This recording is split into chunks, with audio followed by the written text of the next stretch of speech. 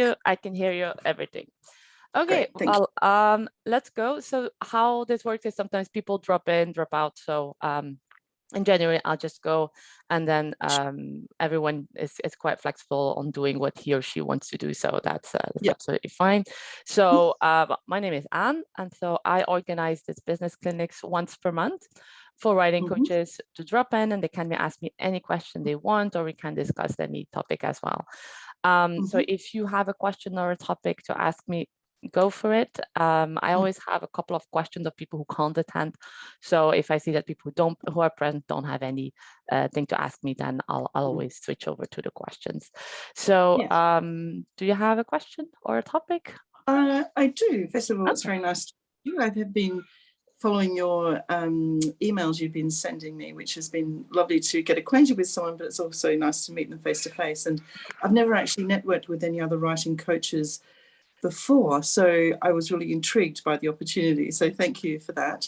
I already run a writing coach business, writingcoachaustralia.com, and mostly I gain new clients through word of mouth. I previously was the head of a professional writing program at a higher education institution in Australia, so I'm sort of, known in circles, I guess. But I've never, I'm always, social media, of course, is a very old tool to use now, but I've never really reached for it because it can work for you or against you. You can spend a lot of time promoting things, and I have been down that path before, not with this particular business I'm running, but with other activities I've undertaken.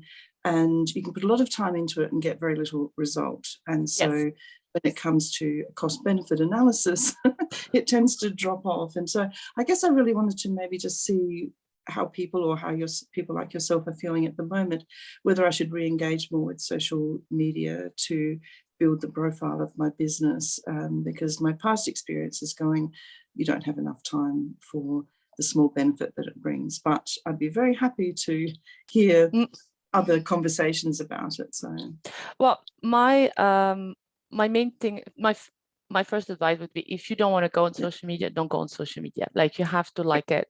There's a lot of coaches out there, even writing coaches, who build up their career without any social media. And you're the perfect example. You already have a good basis of clients coming to referral. So you don't necessarily need to go on social media. So if you don't want to go on social media, don't go on social media. If you want to go on social media, I would focus on one or maximum 2 channels in the beginning, because there's no quick fixes on social media. So you have to take your time into it. But you also have to get to know your social media channel. So for instance, if you tell me, I'm someone who spends her time on Instagram, that can be a good social channel for you, but you really have to get into your Instagram channel, have to test and try. And that's not something that you can learn over a couple of weeks. So that's where it actually is going to take your time, because obviously you have to spend the time on there, knowing who you talk to, do your market research with. So social media can be a very powerful tool if you put in the time, but also if you are really organized in how things work.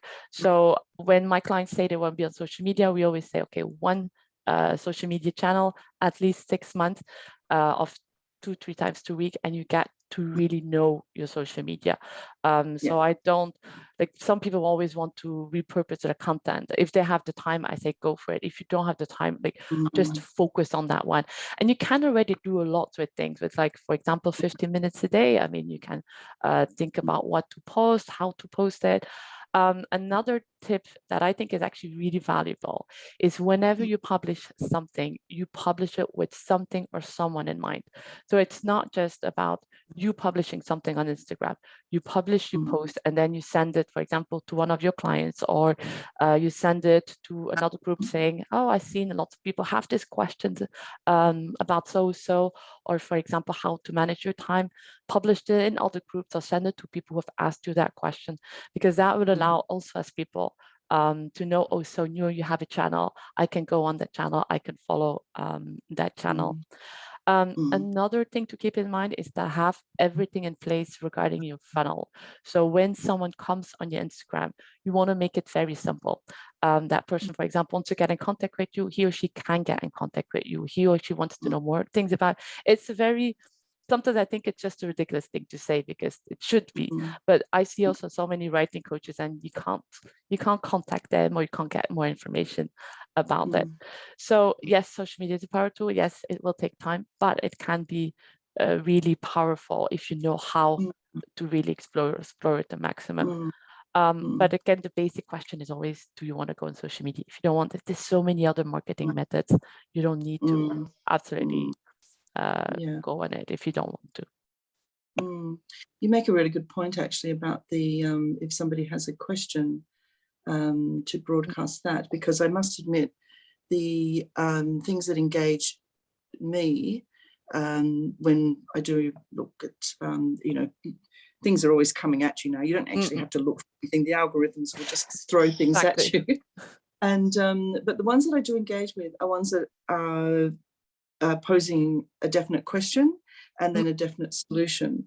And you've actually just made me link those two things about what, if I was to go down that path, the path I would probably take, because that is what engages me. So yeah, anyway, something just clicked in my head. Yeah, no, but that's an excellent remark. Yes, always, because I advise my coaches as well that whenever they engage with something or someone, or even, you know, when they're looking for another coach or anything like that, to really see what attracts them. So if this is something that attracts you, it will probably attract your ideal client as well, because your ideal client is basically your copy. So yes, exactly. Yeah. Oh, that's interesting. Thank you. Yeah. So that was probably the only question that I had. So I don't know if you have other questions. I always have other questions, but obviously I privilege the ones that are present if they have a question or a topic. Yeah. So well, anyway, probably can, if you get inspired by the questions, you can always drop in. Sure. Yes. Yeah. So I had a question from Anonymous. They're asking me, when is the ideal time to hire someone? And they were thinking about hiring a VA or a social media manager. So it's always a bit of a tricky question to find the sweet spot when it is the right time to hire someone for your company. So not to make you scared, but do know that payroll is one of the major reasons small businesses collapse, because people hire them too quickly, spend too much on it, and it's maybe not the right moment as well in their business. So before you start hiring, there is one thing that I would really have a look at, and that are your business foundations. They have to be in place before you start hiring someone, whether it's a VA or a social media manager. We can actually maybe take the example of the social media manager. If you have a social media channel, we come back to the Instagram. It's going to be Instagram this time. Is that that's the most common one, Instagram, that people are using, or? No, I'm just, but yeah, it really depends. I think the most common ones people use are Instagram and Facebook when it's on writing coaching. But it really depends on what is your ideal client and what you like, actually. If you never on Instagram, then it does make sense that you go on Instagram, for example. I would say you want one that is natural for you and doesn't feel like you're losing your time. Sure. Oh yeah, I was on my Instagram. So for example, you have an account on Instagram. You've been publishing on this for a couple of months, 3 or 4 times per week. So you have a consistent practice, but it doesn't bring any effective leads. So when I talk about effective marketing, we're not talking about people who like your post, for example, people who will click on your link to go on your website to sign up for your newsletter, people who DM you, like people with who you have a concrete conversation.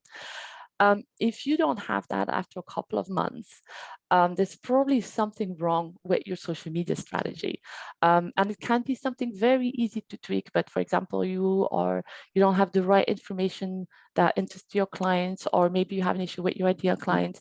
Like, it can be a lot of things, but you have to figure that out before hiring a social media manager.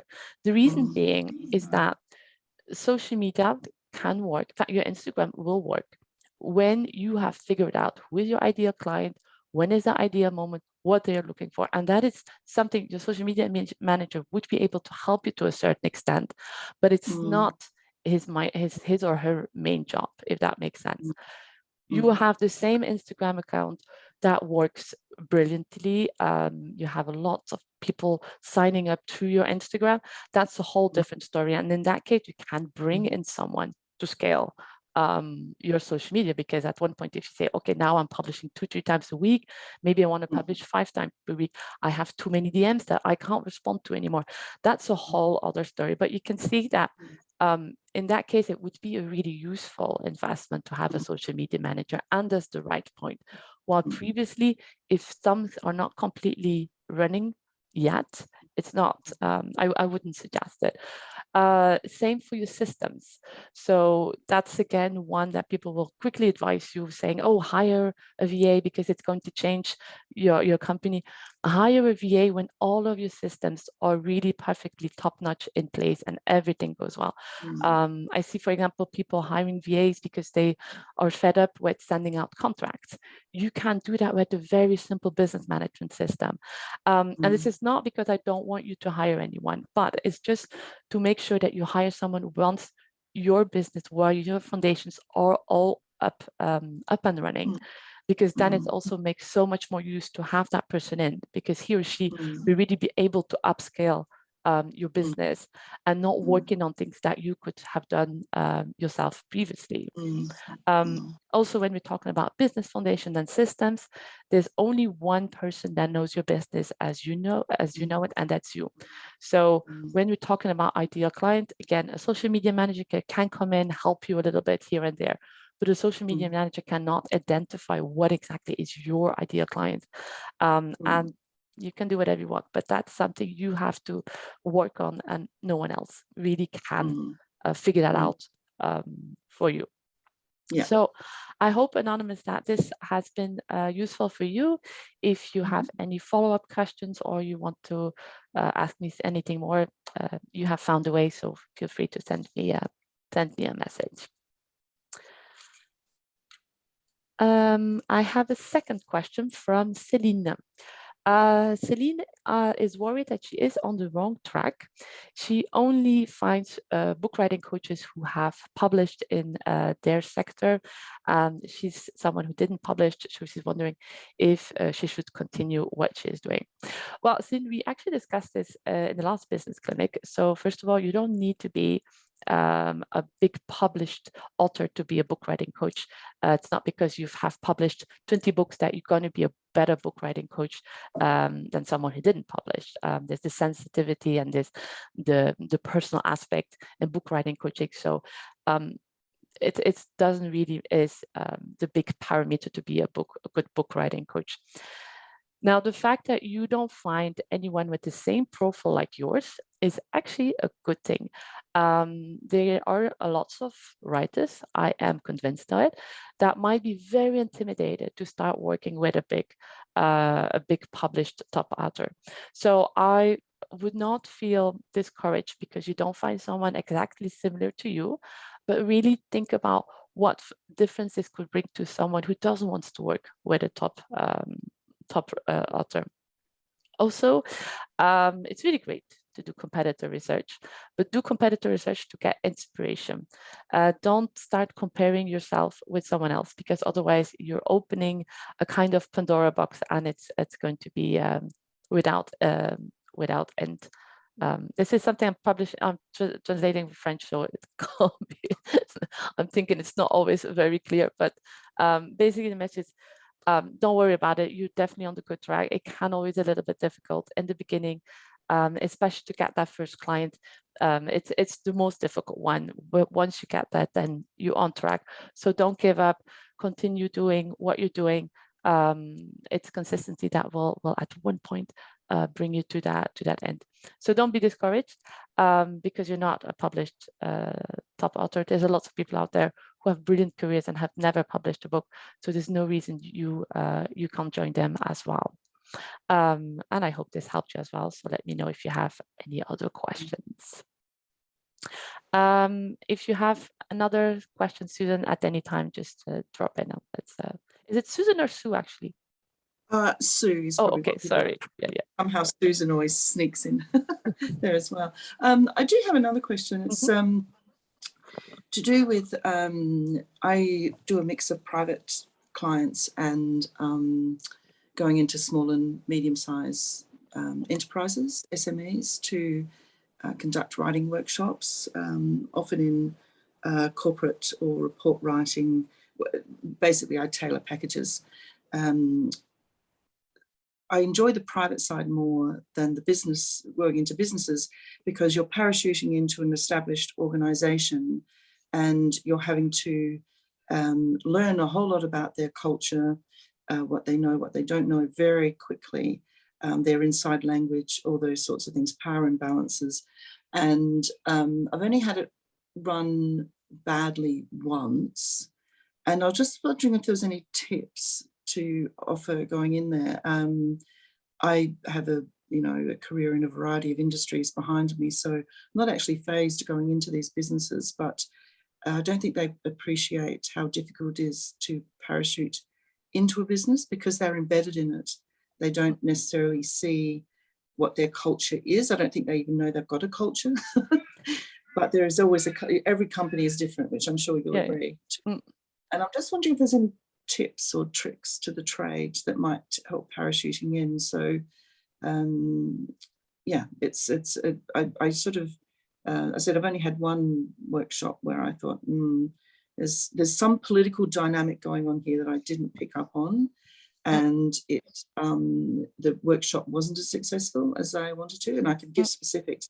The person who hired me and helped me organise for the workshop was very helpful until the actual workshop started, and then this person wanted to take it over. Which, as the presenter, was very off-putting for me. So I don't know if I missed some signal somewhere, but anyway, I just throw that open. Yeah. So I my previous career was a business consultant, actually, in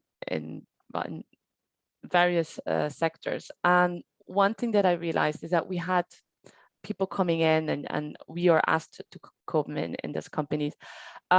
It's not always, they are not always clear about what they want from you, actually.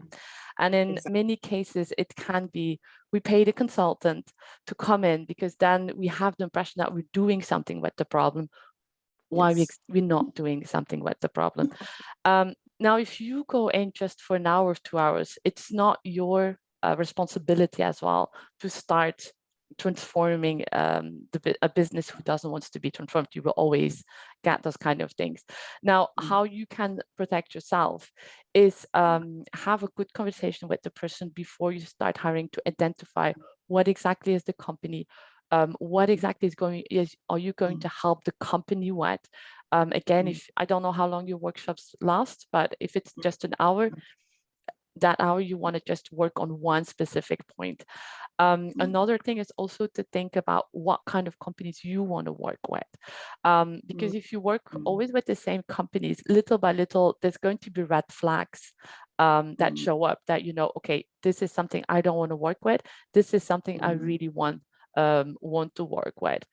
And a third one is just not beat yourself up. If you have that kind of workshops, you just, I would say, go through it, try to survive. But it's not always you. If you are put in that kind of situation and you can't see it before mistakes happen. So just try to make the best of it. Try to give what you were supposed to give, because you can have the impression that it's been a failure, but maybe it's also you planting a seed, and then you go back in that company 5-10 years and you see that actually your workshop have had lots of effect. But yeah, so most important one, identify really who you want to work with, and then check your list, and just try to do your best. I mean, that's everything you can do at one point. Yes, thank you for that. It sort of confirms what I was thinking, because I have gone over it in my head, and the only red flag, the clear red flag that I should have taken more notice of, was that 2 meetings that I organised before the workshop to clarify details he missed. The person didn't arrive for the meeting. So I ended up speaking to people who were just speaking for him, which wasn't the same thing at all. So I guess that's my red flag. If people start missing meetings, maybe back off. Oh yeah, exactly. But you have to go through the experience, because I mean, it's difficult. You will never, you can have the best manuscript in place and the best checks, and then you still can have, oh my God, how did I end up here? So how did this end up happening? Yeah, exactly. But it's also a good experience, like, if you come out of those workshops to see what worked, what didn't work. When I have in that kind of, I always see like, what is the challenge here? How can I remotivate those people, or try just to focus on one thing and make sure that they at least come out with the workshop and saying, okay, this thing, I'm going to keep it in mind. But yeah, it's, sometimes it just happens, It does, yes. You're an easy target. I mean, you're from outside the company, you don't know anything, you're an easy target. So exactly, that's what I felt. There was some political undertone that I certainly didn't pick up on.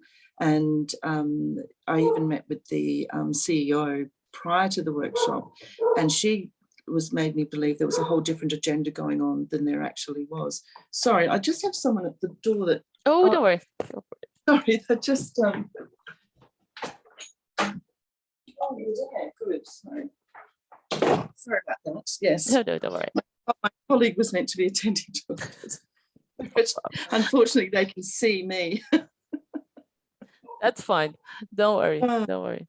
But yeah. Home office, not very good. No, don't worry. We all have those issues, don't worry. Yes, yeah. Yes. So anyway, that was probably my two concerns. But it's been, yes, it was interesting, as I said, to have someone reach out with a writing coach umbrella. So I find that very interesting, and it's good to network with people. Yeah, exactly. Australian circle, nationally based, but it's good to reach further than that as well. Oh yeah. Well, I mainly focus on Australia anyway. So yeah. It's just, I must say, for this month I didn't. Normally I make a little bit more publicity in the whole thing, but at the moment I'm in Paris, so it's a very early start for me. Oh no, what time is it in Paris? 3 a.m.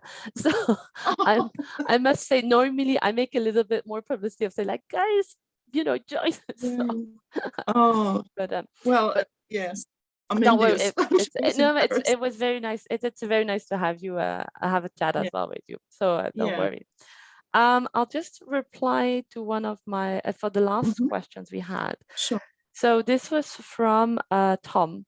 So in another business clinic, we talked about referral marketing. And so we're talking here about a writing coach referring people to other writing coaches. If he's the potential, now it's me. So for example, he got a potential lead. He sees that he can't work with that person. Who does he refer the person to?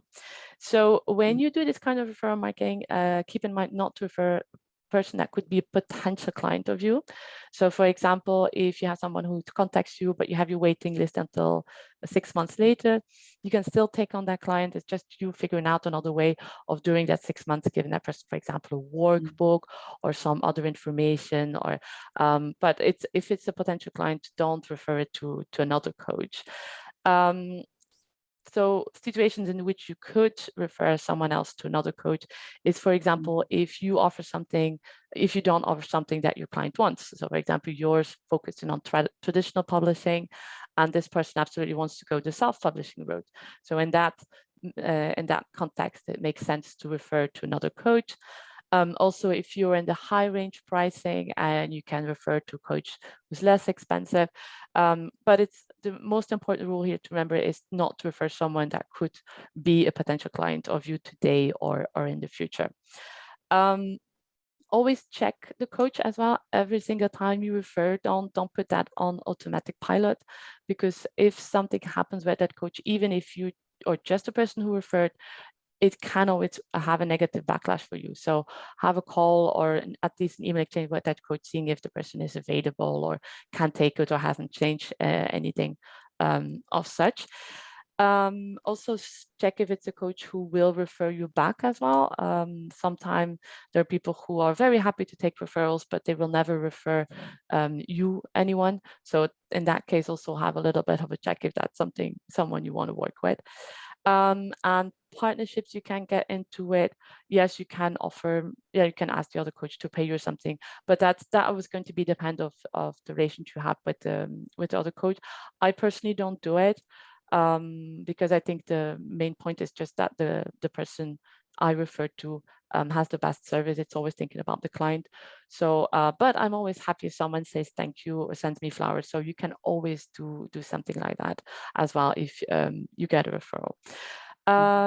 So let me know if this was helpful and if you need to have any feedback. I will put also the video to the business clinic in which we discussed this previously as well. This was with Stephanie, who has set up place a referral marketing for her business. Okay, Sue, if you don't have any other questions, I think that is going to be the end of our business clinic. Thank you very much for attending. It was really nice meeting you. So we exceptionally don't have a business clinic next month, but the next upcoming is going to be 26th of July, 2022 at the same time as today. And if any questions or pop up in the meanwhile, feel free to contact me. I'm always happy to help you out. Thank you. It's very nice to meet you. You're welcome. Thank you. Have a nice day. Bye-bye.